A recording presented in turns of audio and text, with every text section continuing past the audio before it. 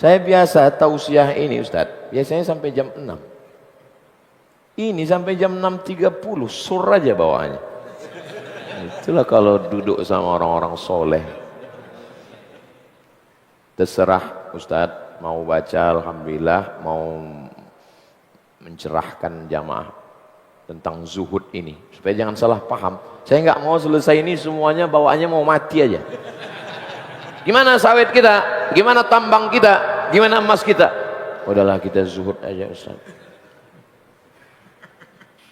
Kita serahkan ke sebelah kanan dulu. Ustaz Ahmad Ridwan. Fadal. Masya Allah, tabaraka rahmat. Kita datang untuk ambil istifadah, tapi ditodong untuk pegang mic.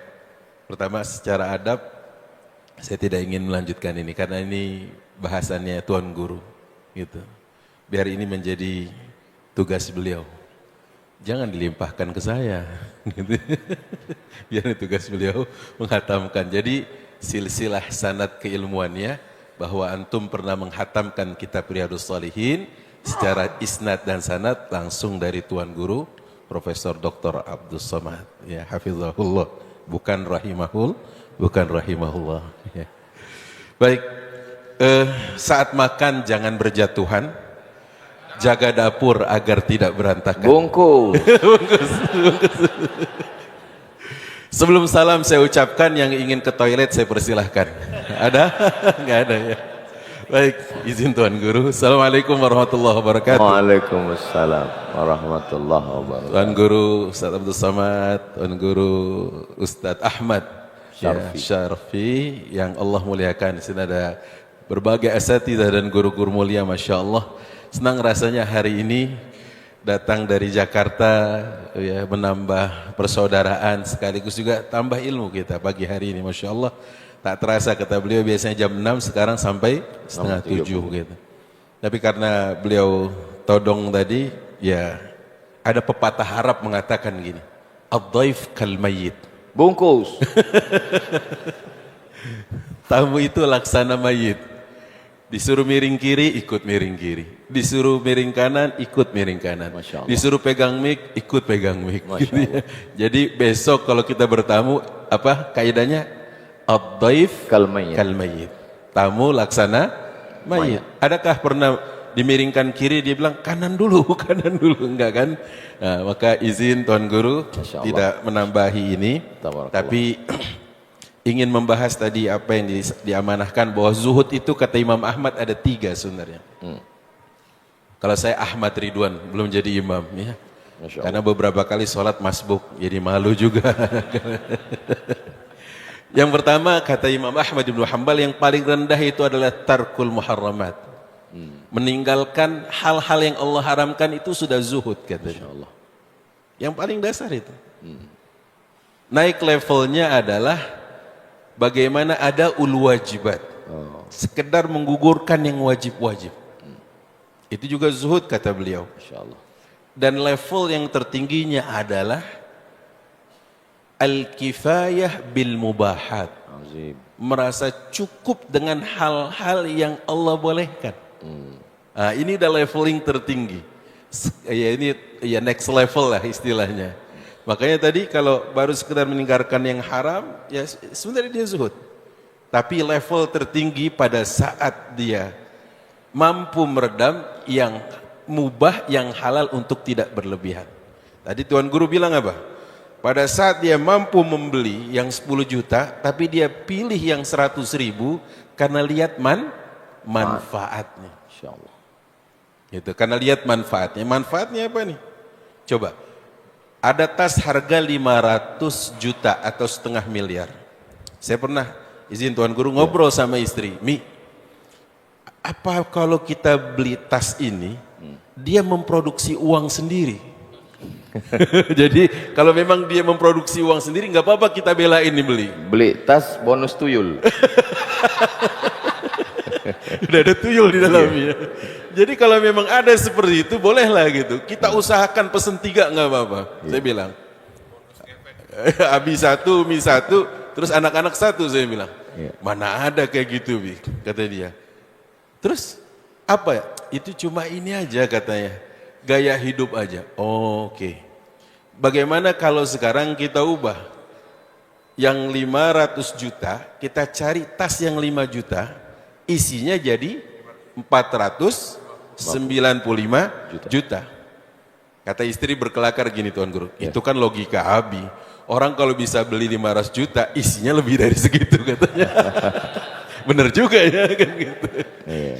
Oh, artinya memang pada saat melihat seseorang, jangan pernah menggunakan kacamata kita untuk mengukur orang lain. Ini kadang-kadang kita pakai sepatu orang lain untuk kaki kita, atau sebaliknya mengukur kaki orang dengan sepatu kita.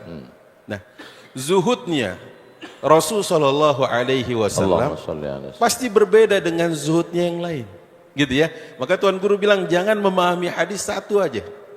Al-Imam Syatibi mengatakan kalau ada satu hadis bisa bermakna 12 di situ.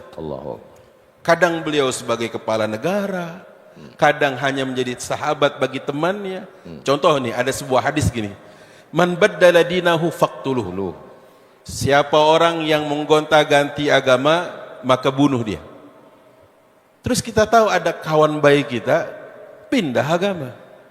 Berdasar hadis itu, habis kajian di Masjid Hajar Rohana rahimahullah, terus wah mana kemarin parang nih, kita habisi dia. Padahal nggak begitu adanya.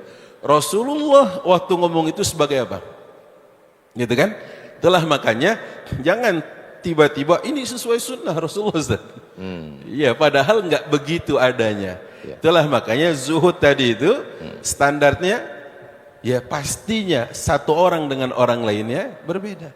Pada saat kita harus menjaga penampilan kita yang lain, seperti apa berpakaian, maka tadi jangan sampai terkesan kita menggunakan libasus syuhrah.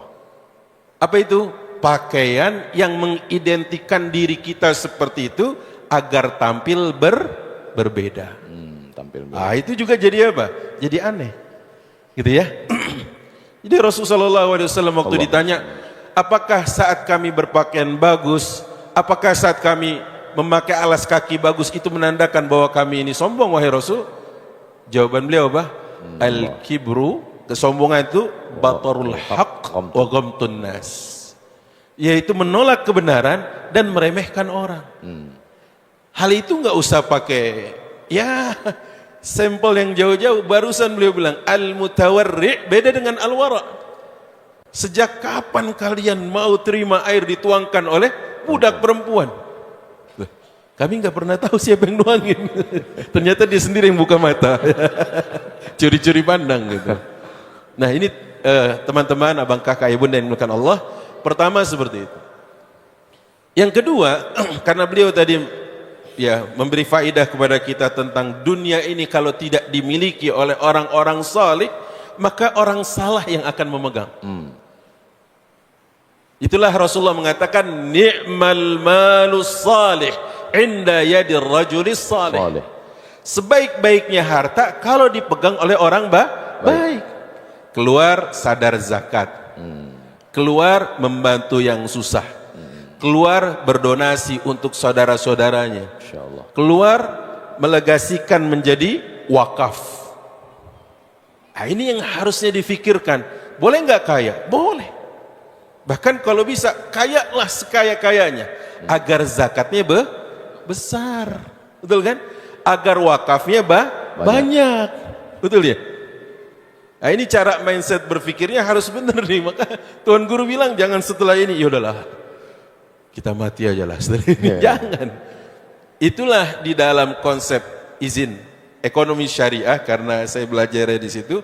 Ada namanya, kalau beliau tadi membawakan hadis 3, saya kasih oleh-oleh 4 dari Jakarta. Masya Allah, Masya Allah. Ya, karena katanya orang Betawi jangankan kalah, seri aja ogah. Ya katanya gitu. Ada falsafahnya ikan bawal, sambal terong. Beliau jual, kita borong. Ya. Baik, 4 ini apa? Dan ini insya Allah mudah dihafal. Walaupun ini bahasa penjajah. C, D, I, C. Bisa diulang? Salah, tadi Ustadz ada salah ucap. Ulangi ya. DIC. CDIC bukan CIDC. Oke? Bisa? Kadang-kadang memang kalau belum sarapan suka susah konsen ini. CDIC bukan CIDC. Oke, bisa diulangi? CDIC bukan CIDC. Baik. Apa itu maksudnya? Pada saat kita mendapatkan uang, berbisnis kah, jadi karyawan kah, entrepreneur kah, gitu ya. Maka C adalah charity. Apa itu charity? Amal. Orang tua kita dulu memilih diksi yang namanya terima kasih. Coba ikuti saya, ibu-ibu juga di belakang, angkat tangan kanannya, bapak-bapak juga. Ikhwan, oke, sudah, turunkan. Set, lihat gini. Terima kasih. Betul ya? Sejauh ini prakteknya gimana? Terima, lipat, kantongin, bawa jalan. Betul ya? Padahal orang tua kita dulu memilih diksi terima kasih, berarti yang kita dapat, kita beri. Charity. C. Dari Allah, kembalikan ke Allah. Karena tempat penitipan yang paling kuat terhadap harta dan tidak akan merugi kita menginvestasikannya kepada Allah. Pertama apa? C. Charity. Yang kedua? D. Kira-kira dia apa? Debt. Apa arti debt? Hutang itu bukan mantan abangku. Kalau mantan, lupakan. Selupa-lupanya. Kalau hutang, pernah ya saya berhutang? Kok tiba-tiba amnesia? Nggak boleh. Hutang itu bukan mantan. Satu ketika Rasulullah SAW bersabda, ala sahibika dainun, sahabatmu ini apakah punya hutang? Ada ya Rasulullah, dinaran, 2 dinar. Sallu ala mayitikum, salatkan, saya nggak mau nyolatin. Coba hukuman sosial dari Rasulullah SAW. Makanya beliau tadi menyampaikan, ada yang aku pegang hanya untuk apa? Membayar hutang. Urassidu daini, kata beliau kan gitu. Agar aku bisa membayar hutang. Ingat, hutang itu panjang akibatnya. Begitu ada yang menanggung, ya Rasulullah, huma alayya ya Rasulullah, biarkan 2 dinar itu aku yang menanggungnya. Karena sudah ada penjamin, Rasulullah menyolatkan Allahu Akbar. Selesai sholat, dibawa, dikuburkan. Ketemu sama Rasulullah, ditanya, madza fa'alta bihima? Ayo, yang 2 dinar sudah diapain, kata Rasulullah. Ya Rasulullah, kuburan masih merah, masih basah gitu kan, tanah kuburan masih merah. Baik.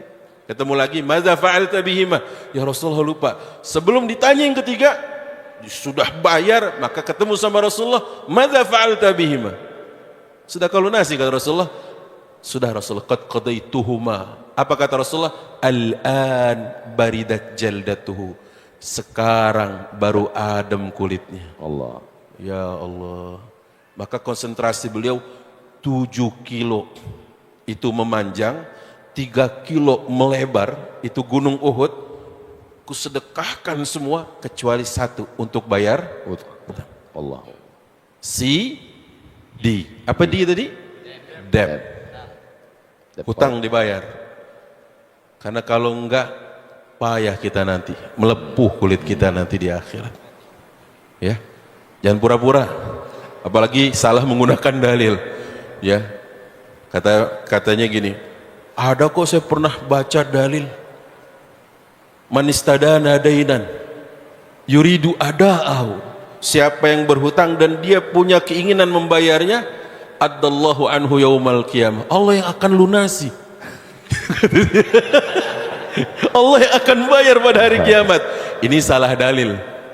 Ini salah dalil. Dia lupa ada dalil lain bahwasanya orang yang berhutang tidak mau membayarnya, ya'ti yaumal qiyamati sariqa. Dia datang pada hari kiamat dengan status tertulis pencuri. Ya, nauzubillah. Oh, serem tuh. Ya. Maka C, D. Saya janji 2 lagi Tuan Guru. Setelah ini mic saya berikan kepada Tuan Guru Ahmad. Setelah D apa? Hai. I. Ai artinya saya, ya kan? Investment. Baru investasikan. Apa nih yang menjadi underlying aset kita? Ya kan? Hari ini kan kita cuma lihat di layar kecil kita. Berapa ini? Sekian miliar gitu ya. Sudah antum pegang belum? Belum. Dulu namanya fiat money atau namanya certificate of money, sertifikat uang. Itu sama Rothschild diterbitkan karena ada penjaminannya berupa emas. Agar mudah transaksi dari satu kota ke kota lain. Tuan guru dari Pekanbaru ingin ke Jakarta, agak payah nih bawa-bawa emas nih kan gitu. Bawa sertifikat. Agar dia lebih luas, bahwa sertifikat dari Pekanbaru bisa laku di Jakarta, Jakarta laku di Pontianak dan seterusnya, maka dibuatlah bank sentral disebut Federal Bank. Gitu kan? Tapi seiring waktu berjalan, sekarang sudahlah fiat money-nya tidak kita pegang, sertifikatnya sudah tidak di tangan, betul ya? Yang ada kita cuma lihat apa? Angka-angka aja, ya kan? Waduh, sekian. Kita lihat lagi, sekian. Itu kalau jadi kemarin Iran putus kabel jaringan internet bawah laut, macam mana kita QRIS itu? Betul kan? Macam mana kita TF itu? Maka investasi dan kalau bisa sebagai underlying aset kita. Emas, perak, domba, kambing, sawah, apalagi tanah. Tanah itu makin hari makin tinggi. Di sini berapa Tuan Guru per meter? 300 per meter. Cuma cari tahu aja, siapa tahu kan ya, bisa bertetangga dengan Tuan Guru ya. Dan iblis tuh lupa waktu dia sesumbar, khalaqtani min nar wa khalaqtahu min tin. Kau cipta aku ya Allah dari api, sementara kau cipta Adam dari tanah. Dia tidak survei harga tanah, naik terus. Jakarta ini NJOP-nya naik terus Tuan Guru, setara dengan pajaknya. Jangan apa kali lah ditegesin kali ya. Baik, maka investment itu penting. Setelah buat Allah, kemudian kita lunasi hutang-hutang, investasi kecil-kecilan. Tadi beliau juga menyinggung, apakah dolar, apakah kita rial, apakah ringgit, pokoknya investasikan. Baru yang paling akhir, siapa? Consumption. Consumption, baru babnya konsumsi, bukan konsumtif, bukan juga konsumerisme. Wah ini jadi isme, ini jadi bahaya kan? Jadi aliran. Perlu enggak perlu, jadi ada aliran dan ikuti gaya hidup. Ini enggak boleh. Makanya yang terakhir consumption. Dan tadi tidak boleh dari belakang dibalik. CIDC. Sehingga buat Allah hanya sisaan 2000 sudah lecek ya kan, koyak pula. Gimana nih? Terbalik, padahal untuk Allah sisihkan bukan sisakan. Coba kita ulangi, untuk Allah sisihkan bukan sisa. Bisa ya insyaallah ya, amin. Bagaimana mau menyisihkan kalau kita tidak punya pelajaran tentang zuhud yang benar? Ini ada branded, ini keluar baru, ini apa, terus maka nanti hadis yang dibahas oleh Tuan Guru pada pertemuan berikutnya mungkin adalah melelahkan menjadi hamba dunia, melelahkan menjadi hamba dinar, melelahkan menjadi ta'is. Ta'is abdul dinar, ta'is abdul dirham, ta'is abdul khamisah. Itulah. Maka makan ikan pakai sambal belibis. Bungkus ya. Cukup sekian, waktunya udah habis. Wallahu a'lam bishawab. Kita kalau dengan Ustaz Ahmad Ridwan ini, dia selalu menggantung selera. Diputus lagi asik-asiknya, lagi sayang-sayang.